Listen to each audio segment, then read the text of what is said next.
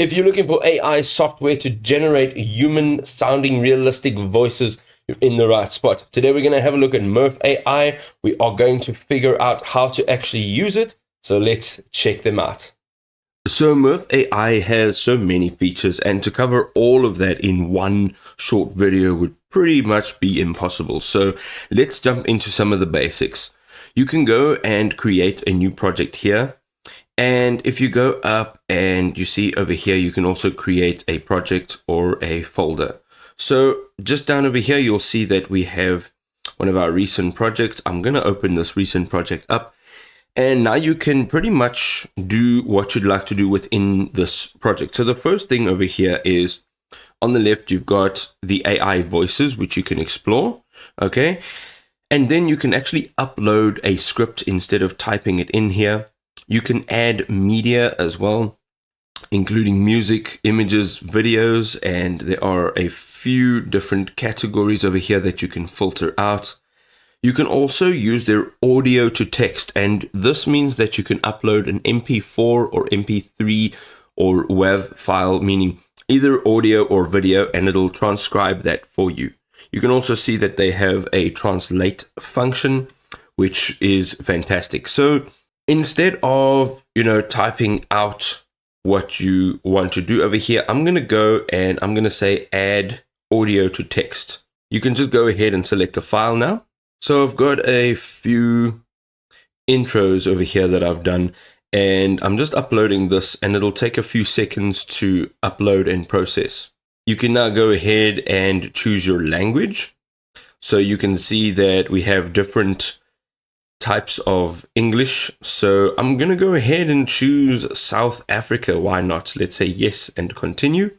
Okay, so here we go. You can see each block represents some part of the speech.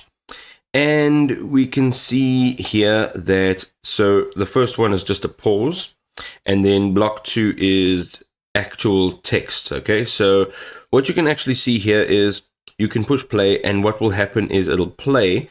And then you can also change the variability, and then you can also say it differently so that the speech will actually come out the way you speak, right? Which I think is fantastic. You can also see there's a few other options over here. You can manage your pronunciations, which let me just go in here. So basically you can start creating pronunciations over here, and then what happens is you can then apply it to different parts of your text. You can also see here that we've got different sort of conversational tones. We have a pitch level, speed. You can add a pause. So wherever you click, you can add a pause.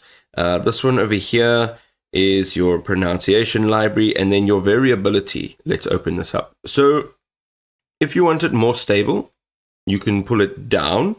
If you do want it more variable, which means it'll be more expressive, you can move it up.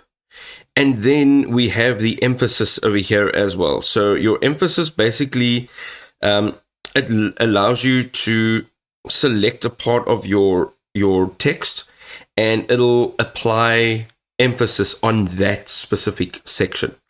So that's pretty fantastic. So whether you are uploading via MP3, MP4, or you are importing your speech to text, or if you're just importing like your actual script, this will all be the same. You can have all the same options when you are doing this. So thereafter you can add another block. You can obviously go ahead and you can type in additional text here if you'd like. So it's fully customizable.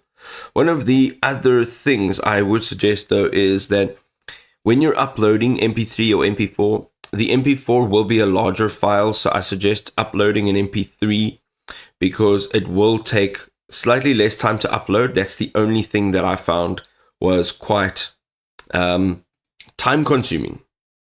So let's go and accept all and save. And we can just go and say okay for now. And that'll be saved now within my project. You can see on the top left it says saved. That is great. And you can just jump back to home.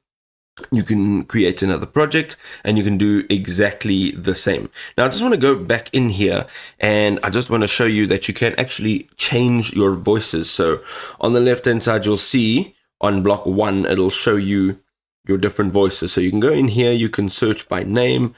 You can see there are different use cases, there are different filters.